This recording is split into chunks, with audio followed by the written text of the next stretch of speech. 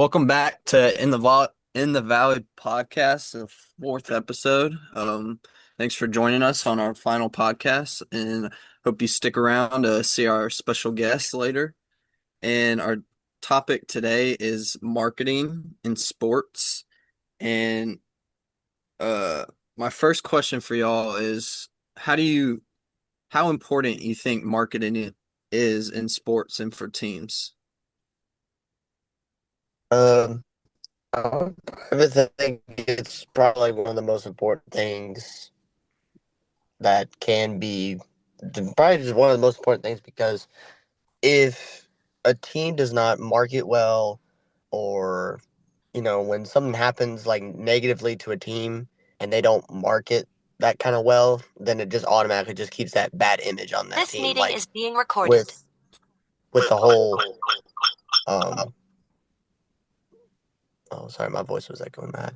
But the whole Brown situation with Deshaun and everything like that.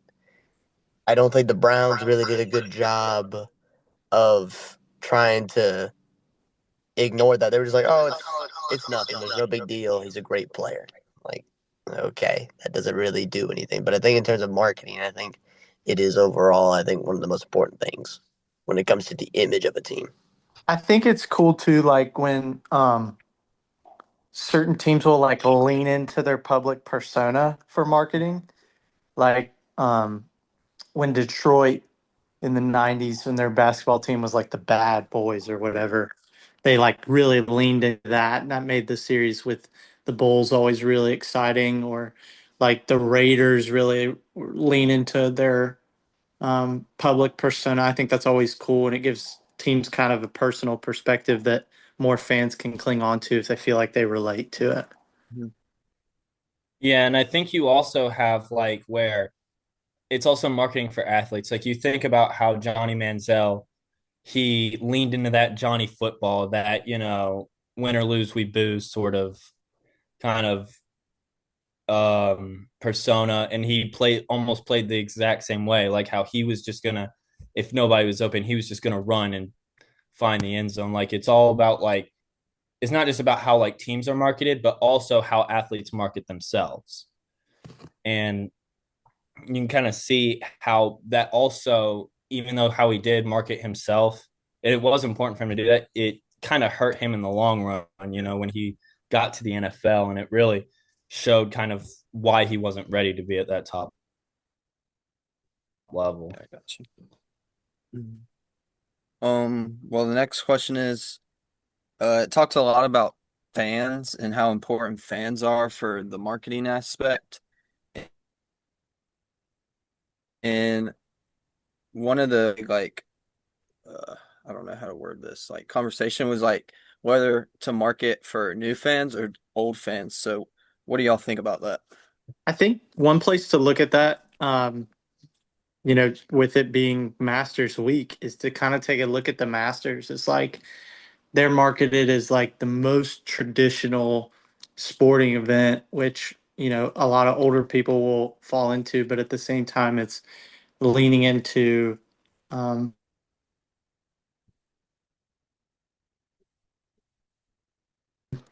and everything like that. But they also go into like traditional things where it's like tomato cheese sandwich is like $1.50 and beer is like $3, and it's like, oh, you walk in the gates of Augusta National, it's like the good old days, and it brings the older crowd back year in and year out. If they're able to get tickets and have them for a long time, they usually hold on to those things. And Mhm. I think if a sporting event or a team is able to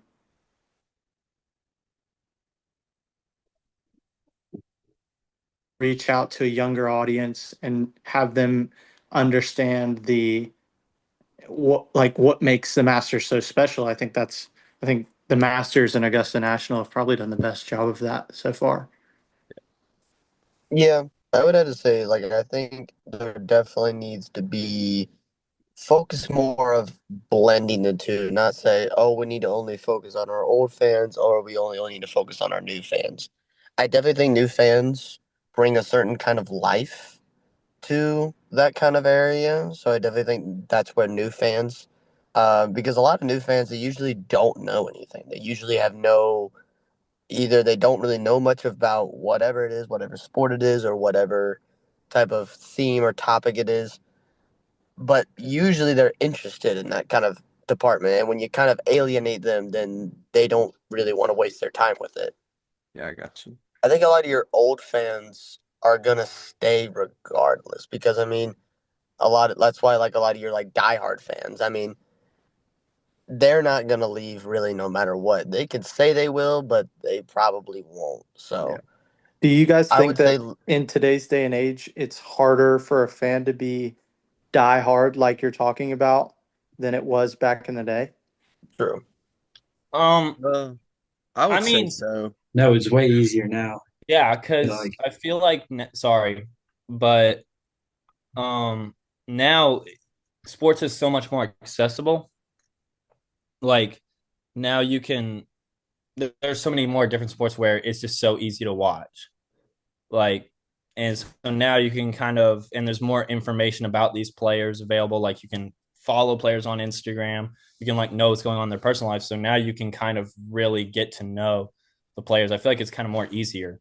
yeah, and I'm sorry to like interrupt or anything, but like kind of building on that, like nowadays, like we have Twitter, Adam Schefter will update us on like whatever news we need. Back in the day, you'd have to wait until Monday, like when the paper comes, or what do you know, if it was Sunday, like you'd have to wait until the next morning to see like if your team wasn't on national TV, pretty much if they won. It wasn't no internet.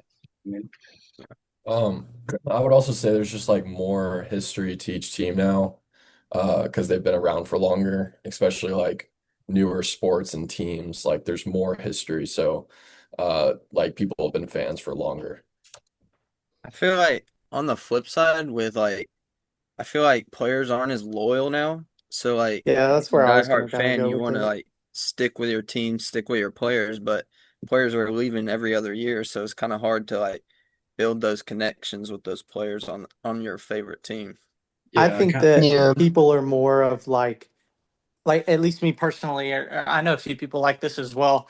Brandon, you might have said something like this about Kawhi, but like people are more into the person and the player than they are so much as into the team now. Like Yeah. I'll follow a specific player wherever they go, kind of like with Trevor. I know a lot of Clemson people do this with Trevor Lawrence and Travis Etienne, but like there's so many people who are Jacksonville fans, not because they have any affiliation with Duval County, but because, three or four of those guys on the roster are Clemson guys.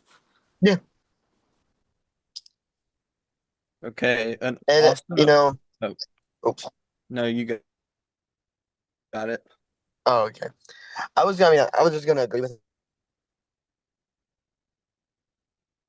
point of like players are not as loyal anymore.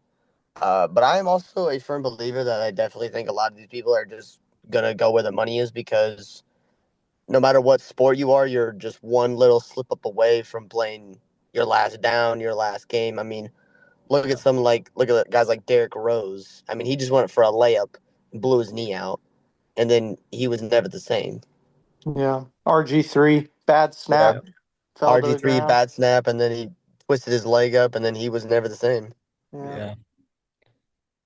Um, and it also talked about how not necessarily teams, but brands bring in athletes to promote or market their brand to help sell stuff. And what are your thoughts on that? Like, is that beneficial? Like when the athlete's good, but when it's bad, it I like think kind it's of hurts super. them? I think it always works out. I mean, one example I can think of off the top of my head is Aaron Rodgers discount double check, like the celebration, like with State Farm, and like everyone like know the commercials growing up, Hmm. and like I don't know, there's just like Paul George with the Gatorade commercial, like I feel like Oh, that one, yeah. yeah, like that just helps out Paul George and like the brand, like I just like there's no reason not to do it. I feel like Yeah. I think the one counter or like one thing that kind of gets me is like when players will be like will partner with betting websites like BetMGM or Prize Picks, And it's kind of funny because then those players will be like, "Oh, I don't know why you guys are attacking me for losing your parlays, even though you're the face Yeah. of the like parlays." And it'd almost be like, like Aaron Rodgers parlay. Well, you told me to do it. And do I think that you should go after them? No. But I still feel like that's kind of one area where I get like I get you want to associate them with the athletes, but it's still just such a weird dynamic, I guess. Yeah. Or what are some of the biggest like brand deals that like y'all remember? Tiger Woods and Nike. I think Yeah, that's I the mean that's biggest like one. Like yeah. they even got they got so many times where like I mean obviously he won 14 majors and 82 wins, but Yeah. there's so many like things that he didn't even have to do. Like there's a chip that he had at Augusta National where it barely trickled over the edge, and the last thing you Oh see yeah. before the ball goes in is the Nike logo. Yeah, it's like the And greatest it's ad like ever. Yeah. and his hats, there's he was swinging the Nike golf clubs at the time. Like I think him, Jordan with his shoes, that movie was so great where they kind of did the story behind how Phil Knight and the other guy did the deal with the Jordan family. I think those are probably the two biggest ones I can think of. Yeah, Mm-hmm. I don't know if y'all have ever seen the commercial with Mean Joe Green and the Coca-Cola, but that's like another big one Oh, back Oh, in the day. Yeah. thanks, Mean Joe. Yeah. I I That's a did good one. love the they did another version with Troy Polamalu Yeah, that yeah. was pretty good. They like they the dude like Troy Polamalu basically recreated it, and then Troy Polamalu did a signature dive over the goal line, and then ripped off the dude's shirt that stole the Coca Cola, and then just gave it to the kid instead of giving him his jersey. I actually saw this commercial on Reels. I don't know if y'all remember, but the NFL draft, Deion Sandcastle. Yeah. Oh,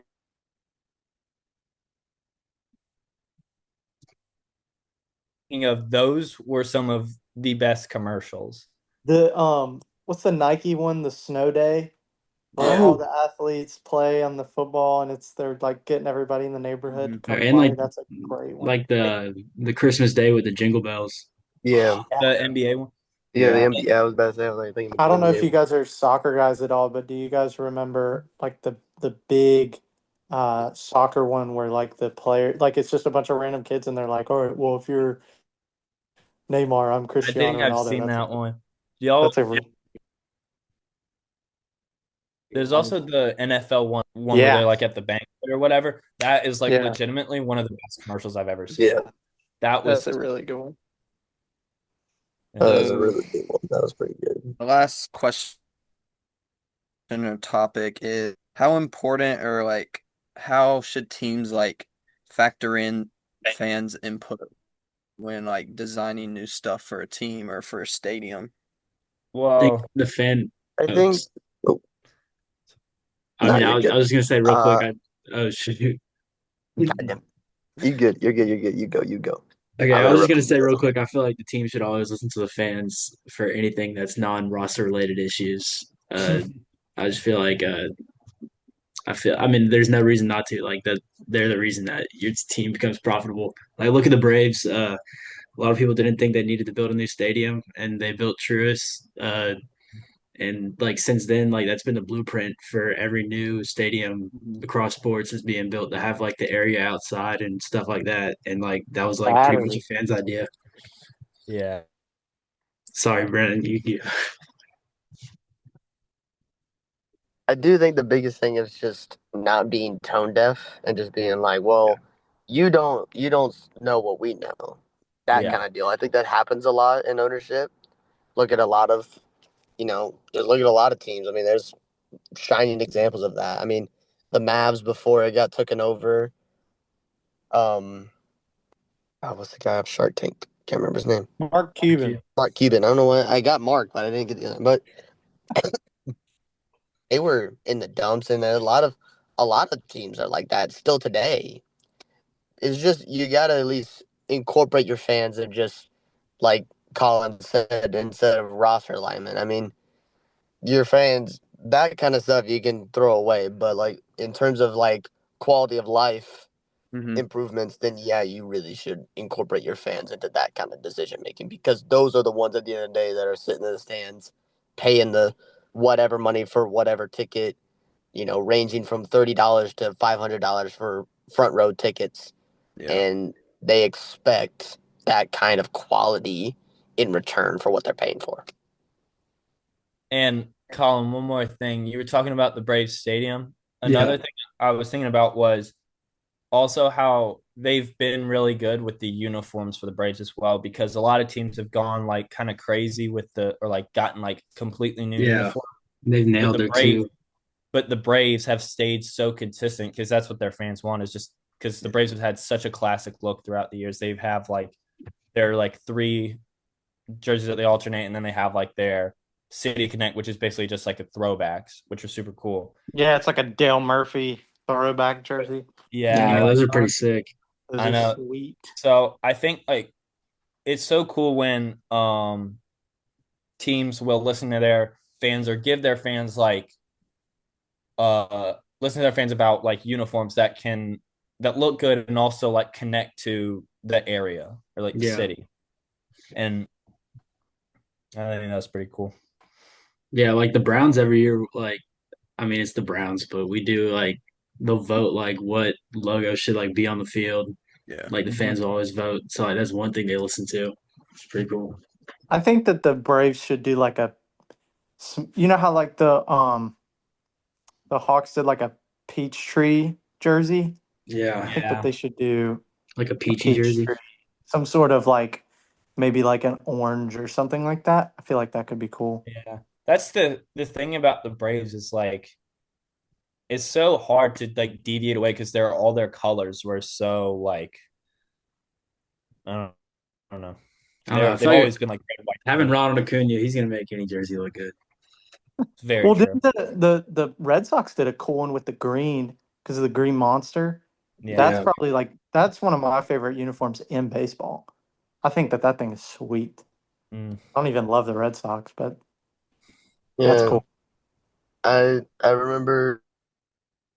I still remember one of the ugliest jerseys I've ever seen was the Steelers bees, the Oh, Oh bee God. bee stripes. Yeah. I thought those were the most. They came out with those and they hyped it up so much. I remember they hyped it up throughout the year. Then they revealed them. I was like, wow, that's got to be the ugliest thing I've ever seen.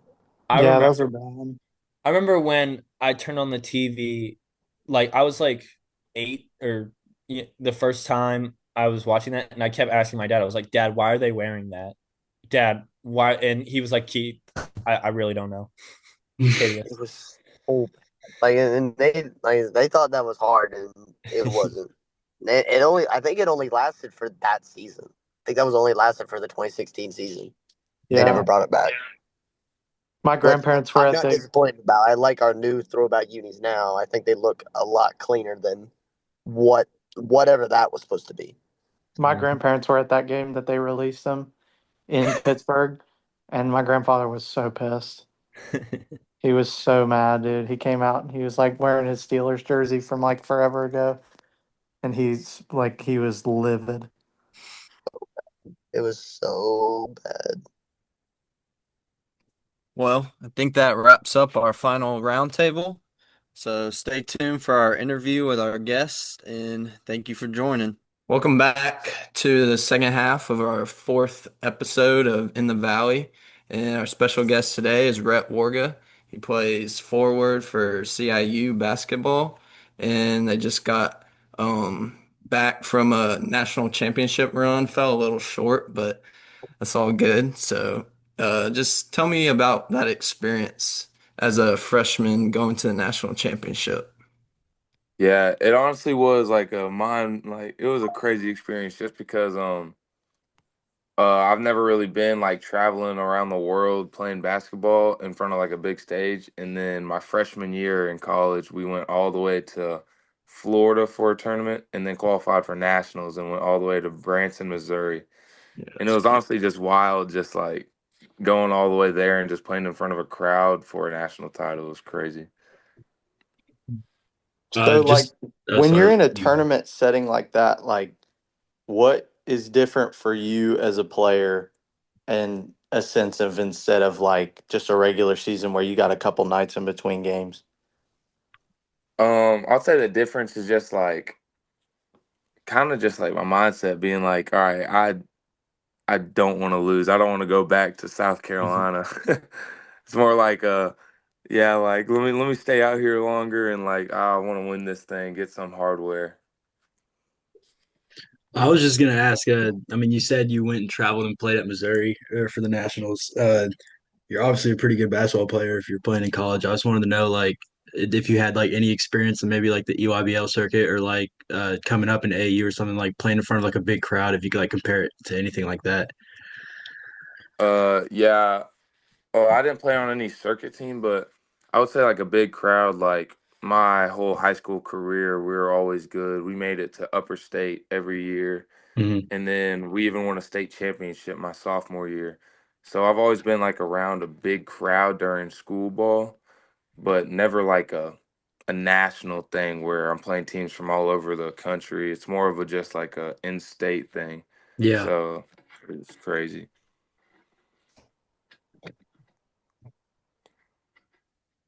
I would say, what is like the biggest difference between high school basketball and college basketball? Everyone is good. In high school ball, you'll play some teams who oh, you're like if we played Palmetto, like we always knew we were gonna beat them by like 30. But Yeah. like in college, you always know that there's always a chance that you're gonna lose. Like we lost to this team that this year who was bottom of our conference, and they smoked us by 20. They hit like 25 threes, and it was just insane. Like nobody is bad in college, and I realized that this year it was definitely my eye opening. I have a question. What skills are you looking to develop the most in the off season to like add to? Um, I would definitely say my 3-point shot. I'm not the greatest 3-point shooter, and if I can shoot from outside, then that'll help my game a lot. I would say that, and then also my ball handling, just to be able to like take somebody off the dribble better. So probably How are you those gonna two. how are you gonna like get better at threes? Like just shoot like 100 a day or something? Yeah. So in the off season, my coaches will put me like if I want to do something, then that Monday, Wednesday, Friday, they will have a training set up for me every Monday, Wednesday, Friday. And then like whatever I want to do. So say I wanted to get better at dribbling and shooting, for like an hour or hour and a half, we would go in and they would just focus on that for me. So like that's what I've been doing. Sweet. So is that like a one-on-one with you and the coach or like more players? Yeah, it's a one-on-one with me and one of the coaches. Like it changes from week to week. Yeah. So like each coach is like better at certain things. So like I have like a finishing coach that I was with a lot this year, and then a shooting coach, and then like a dribbling coach. So it just depends on like, but yeah, it's usually like one on one, not with players. Uh, I got a quick question, real quick. This kind of like relates back to like your high school days. Like, at what moment, like maybe it was like someone that you played or like a team that you played that you remember specifically, and you were like, "Damn, like there's actually like levels to this."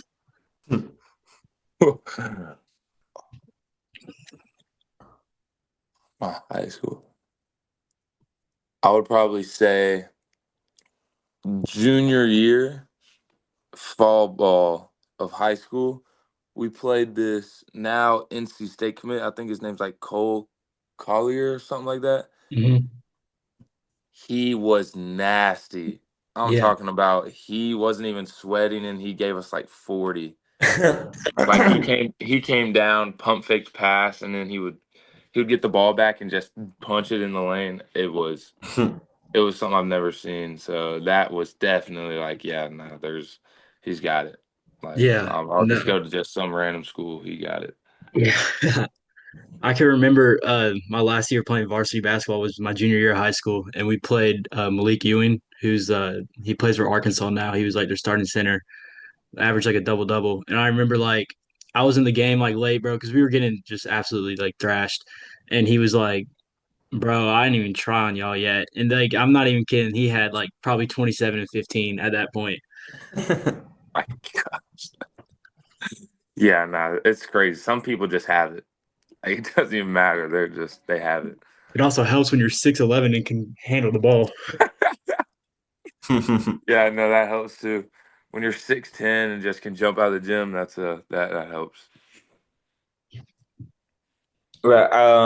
I gotta ask, do you yourself or your team, do y'all have any like superstitions before games, like some things that you have to do?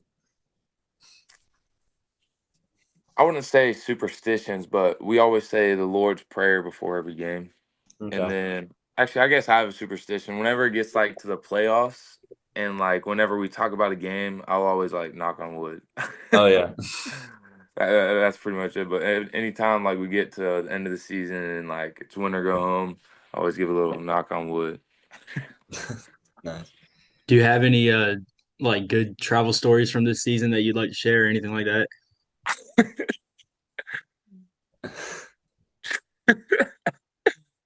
Yes. Hold on, let me think. Let me think.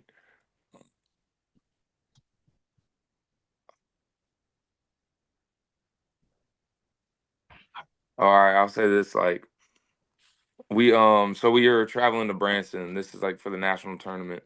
And it's the game before the semifinals. So like the game before the national championship. And it was like I think 11 o'clock. Like everybody's about to go to bed. And I went to my roommate's room and for some reason he was just messing with me. So me and him got into a full blown brawl at like 11:30 at night, like knocking lamps over, beds are getting flipped, and the next morning we woke up to go practice for the semifinal, and we were so sore. Like I'm not kidding. Like we were so sore to the point like me and him like couldn't even like turn our necks. It was so bad. And then me and him proceeded to have one of our best games of the season that year. That's Like, pretty it funny. was just it was hilarious. Cause I remember like waking up that day and I was like, oh, there's no chance I play like 10 minutes. 10 minutes. Like there's no chance. And then I played like 25. You and Coop, high school. Bro. Throwback. Me and Coop Sanders. I have a question. Do you think that there's any current NBA players that would be able to join a 16 seed and win it all? Like 80% of the time, they would win it all if you add them together. Oh, 100%. I think a lot of NBA players could just join Like the just 16 one team. player you add to like either Long Island or Howard or Siena. I think,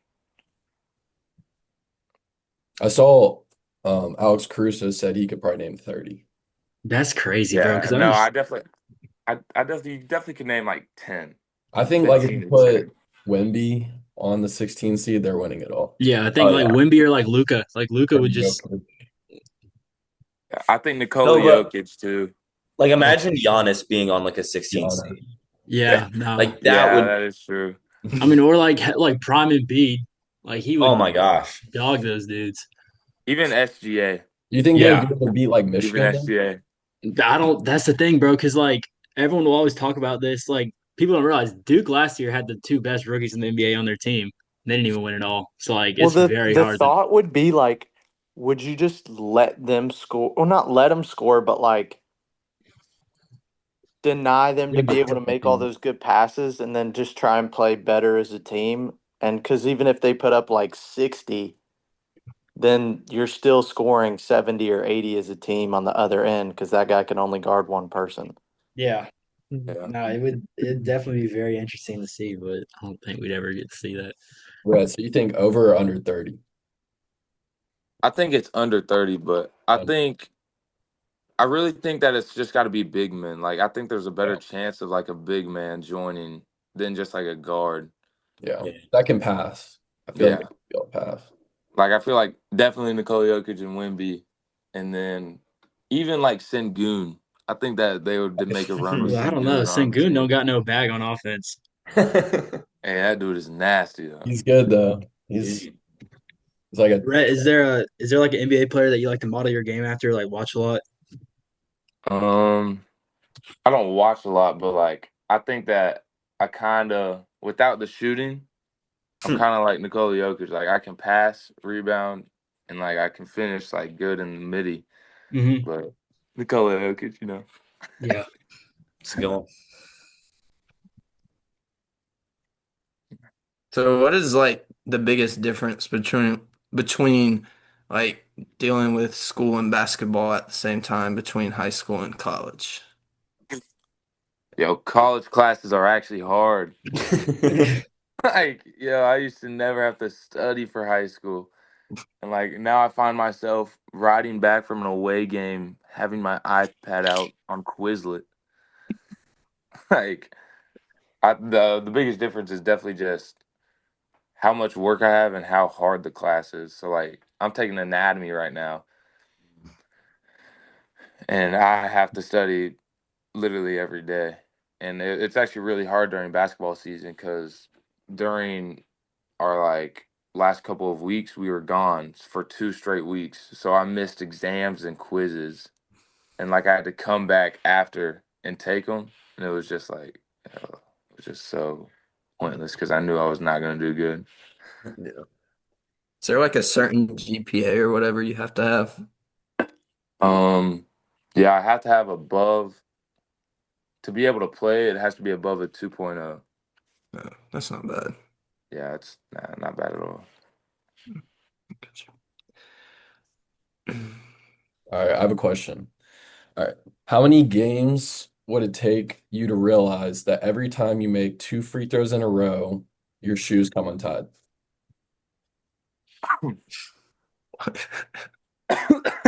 Like, how long would it take you to realize you're like, what the hell? My shoes come untied every time I make two. I would probably say like Like a no joke, season, probably like 7 games. 7. Yeah, Like because then I'll be eventually like, you oh, just my be shoes are like, all coming. right, something's wrong here. Yeah, yeah, definitely. Like 7. Okay. Yeah, definitely like 7, Okay. or maybe even longer if I'm not making my free throws. Yeah. Might be like a season, Yeah, maybe. but if I'm making my free throws, I would say 7. If I'm not, a whole season. You'd be like double knotting them, and then they Yeah, down. You'd be like, all right, something's wrong. yeah. It's a good answer. What was your favorite game this year? Hmm. Maybe I'd probably say the semifinal, the one where I Drop was so 18. soaring, dropped 18, leading score. That one felt good. And then or either we played the best team in our conference at home, and I came off the bench and I had like 11 and 9, and I was sitting on defense. That was a fun game too. That was fun. I would say one of those for sure. Gotcha.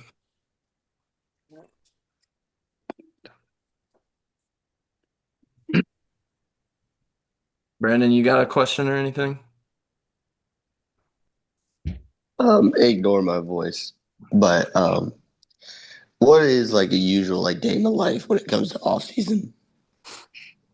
All right. So day in the life, right after season ends, they have given us a week and a half of just like recovery. So like we haven't done anything. But right after that week and a half ended, training, you have to text the coaches and set up your training, and you can train anytime and anywhere. And then we have weights 3 days a week on Monday, Wednesday, Friday.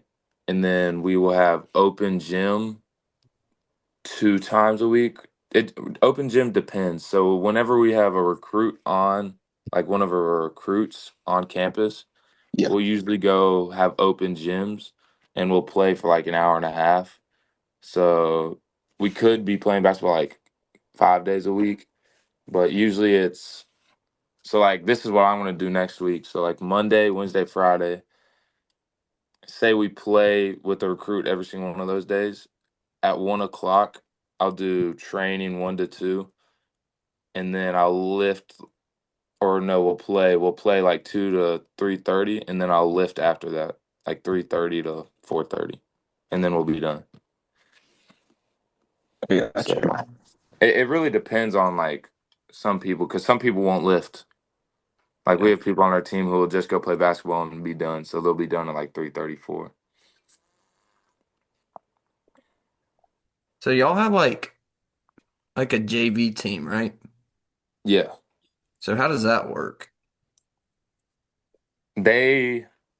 It's really just I don't even know honestly. It's like they only play like 11 games the entire year. So they'll practice, they'll do all that. They won't have weights, but they practice, and then they only practice like 3 days a week too, and they'll play a game once a week. Yeah. It's really weird. Is it more for like just like backups and stuff if people get injured? I think it's more for money, Uh, because those people that come in for JV and like they're paying money and all that, it's gonna go to the varsity program. yeah. So I think it's more for money more than anything. So y'all are just wanting more JV players, so you get like new sweatsuits, maybe another pair of shoes, Yeah. No, couple new that's it. Evos here and there. Yeah, that's it. Yeah, because we had a lot of JV players this year, and we got some gear.